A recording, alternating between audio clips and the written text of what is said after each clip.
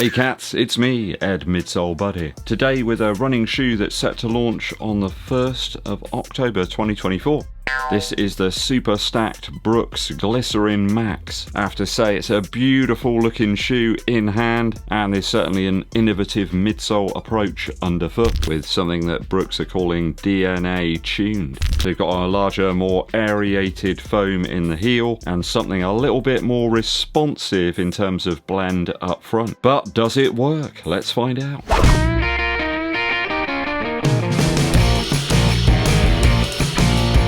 Thanks for tuning in, people. It is always appreciated. If you're yet to do so, hit that subscribe button. You'll help me get to my dream of 1 million subscribers. Also, make sure you hit that like button too, and drop us a comment to help with the YouTube algorithm. Dankeschön.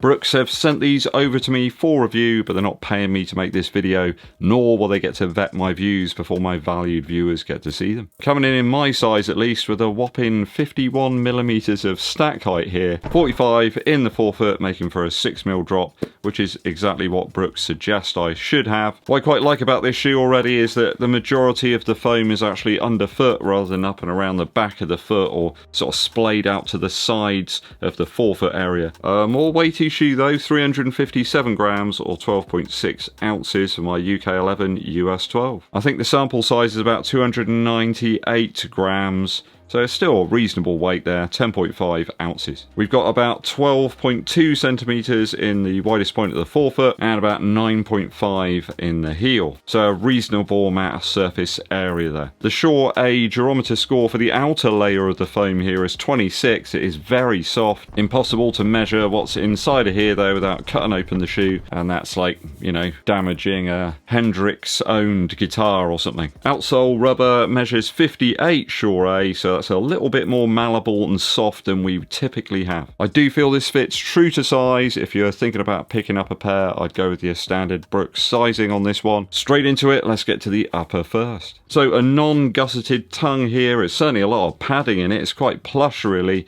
Though I love the profile of this shoe. It just fits really well around the back of my foot here, around the ankle and the Achilles. Just feels like it's sort of not even there. Hate it when shoes kind of creep too much up around here. It really feels like it's stopping my range of motion, and I don't get that in the GLYCERIN MAX. So there's little bits here that are reminiscent of the Ghost Max that I tried out a little while back. Certainly the laces are very similar. I didn't experience any tongue slide at all, even though that there's only one sort of little loop here, no gusseting, but there were no problems. I do like the laces. They're quite soft and they do fall sort of flat against the sides of the shoe. They're not those really sort of rigid kind of taut laces. The upper's certainly plush. I think people pick this one up perhaps for easy and recovery type runs, maybe for some longer runs too. Strangely, the shoe doesn't feel all that sort of heavy. There's quite a nice balance to it. I think Brooks have got it just right in terms of the upper plushness and then the midsole weight. It's quite breathable as well. I've run in some warmer weather with it and some very cold weather this morning. Found the shoe was absolutely fine really. There's quite a lot of ventilation holes here around the toe box, and I think if you've got like a normal width foot you'll be absolutely fine. Perhaps even if you have a slightly more narrow foot, I think there's enough padding here to get a decent fit if you just sort of cinch the laces a little. We've got a traditional heel counter back here in the rear of the shoe, and perhaps the only thing that I find a little odd about the upper is that they've chosen to use this very thick rubber overlay here. Not entirely sure it needs to be that thick. Perhaps it's just providing a little bit of structure, but I think it's a little bit of overkill. They could have gotten rid of that or had something perhaps woven into the upper just to make it a bit lighter. It really is quite thick here. I'm not sure if the image is doing it justice, but there's quite a bit of depth to that overlay. It's a banging looking shoe though. I think this one looks absolutely fantastic. Probably best looking shoe of the year. Really like the upper, just wish they could get rid of a little bit of that padding and plushness and that overlay. I'll give it a 2.7 out of 3 so far. Midsole. Midsole now. This one very much feels, as Brooks mention in their spiel for the shoe, you've got this sort of softer, aerated foam back here. You really do feel that as well. And then something a little bit more responsive up front. Just made for a shoe that feels like it can go up through the gears a little bit more than something that's just using one single type of foam. Really does feel quite different actually to a lot of the Max cushion shoes that I've tried out over the last few years. And I've tried out a lot of them. Just something a little bit more peppy about it. feels really great just wandering around with it as well. If you're looking for a shoe where you're going to be stood up for hours on end, the Glycerin Max could be absolutely fantastic for that. Very forgiving back here in the heel, but yet you get a little bit of pop up here from that quite considerable curve and that rocker at the front of the shoe. Really does feel like you're sort of falling off the cliff as you sort of push through with it. Now, I wouldn't call this a faster paced shoe by any stretch of the imagination, but I think it's very important to remember that there's lots of runners out there that literally do want that comfort and cushion. They're not perhaps doing the same thing that I'm doing or somebody else is doing, or some, you know, sub 230 YouTuber or something. That's not what they're doing. They just want something with a lot of cushion that's going to be comfortable, plush, and just make running a sort of enjoyable experience, I suppose. And I think that's exactly what you're going to get here. I think the DNA Tune setup involves supercritical foam. So what I think that means is that Roy Keane hasn't been placed inside the shoe. The bubbles that are formed within the foam are slightly larger here in the rear and smaller at the front. I think this one's certainly a bit of an invincible run killer. It's certainly in that mould, but a lot more stable than Nike's Zoom X shoe. Perhaps even a model to get you out the door and log some of those miles as the sort of mornings are getting darker. It's a little bit tougher to get out there. Perhaps there's a long run you've been dreading. I think the Glycerin Max will help you to get out and get it done. I think the nature of the midsole does mean that you can turn things up a little bit. Perhaps if you're doing a longer run with some faster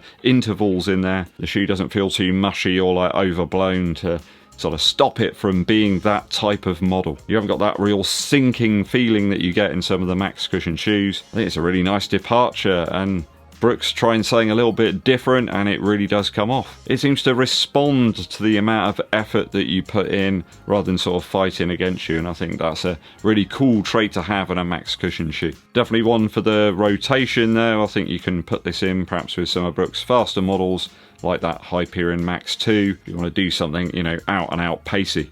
So really do like the midsole here. I'll give it a 2.8 out of 3 after my initial runs. Outsole wise, the only real fly in the ointment with this shoe is the fact that this rubber is very, very soft. And because it's so soft and malleable, you get lots of grit and little stones trapped in there. Certainly where I've been running through the trading estate this morning, there's loads of gravel and little bits of sort of chopped up stone, and it just gets caught within the ridges here within the Glycerin Max. Even the hard bristle brush had a difficult time removing some of those stowaways. Rubber is flexible enough though, so it means that you do get a little bit of movement here. The shoe isn't too rigid because of it. I always thought the Glycerin model was like a stability type shoe, really. I'm not feeling anything like that here. Certainly with the rubber placement, it doesn't feel like that at all. There is a little bit of exposed midsole here. I don't know how this is going to hold up over time, whether it's going to get chewed up. I just guess we'll have to see on that one, and I'll update you down the line once I've got some more miles into it. Sometimes when you've got a very high stack height shoe, you tend to get a lot more rubber here to try and compensate and stabilize it. It doesn't really feel like Brooks have had to do that too much. I do like the fact that the rubber is standing sort of away from the foam. There was a few models, I think, from New Balance where that wasn't the case,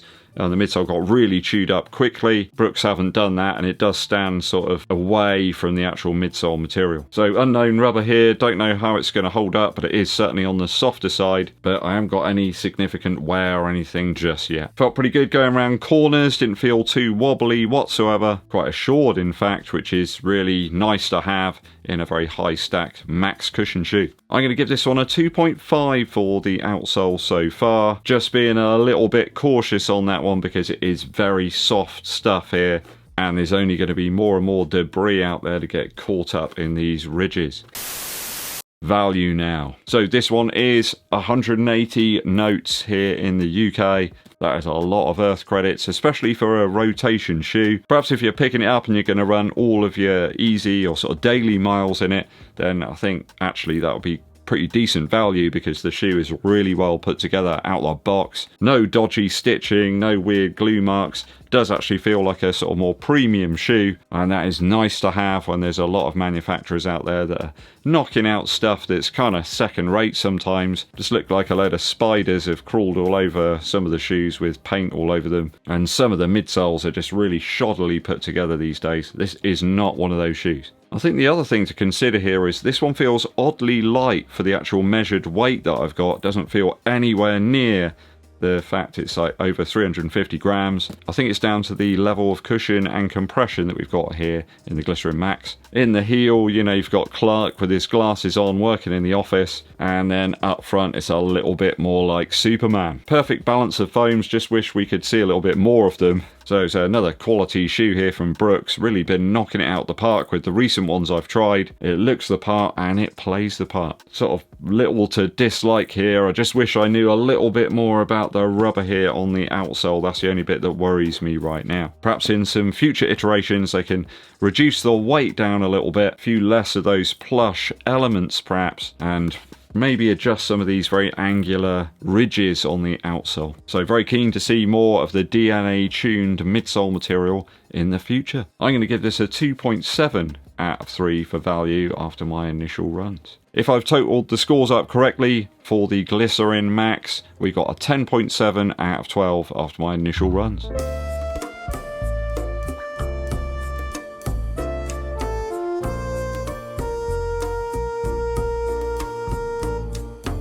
Really like this shoe. Bit of a surprise as well. Didn't think I was going to like it anywhere near as much as I actually did. This one drops on the 1st of October if you're interested. Let me know your thoughts and opinions on this one down in the comments.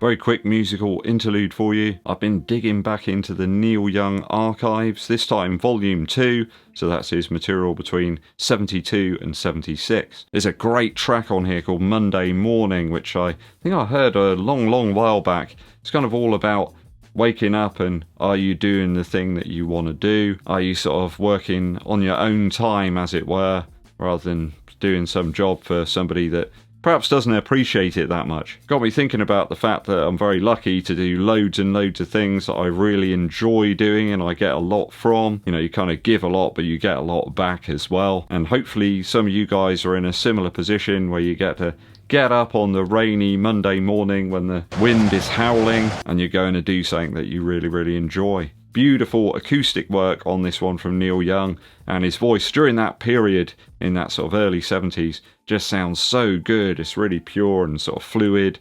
His range is really great as well. Fantastic stuff. Go and check it out. Pretty much anything on the Archive Volume 2 from Neil Young. Thanks for tuning in, people. Hope you enjoyed today's review. Hit that subscribe button, but also give this video a thumbs up like as well. Helps to get it out to some more running eyes. Comment to help fight the YouTube algorithm. My name's Eddbud, and I'll be seeing you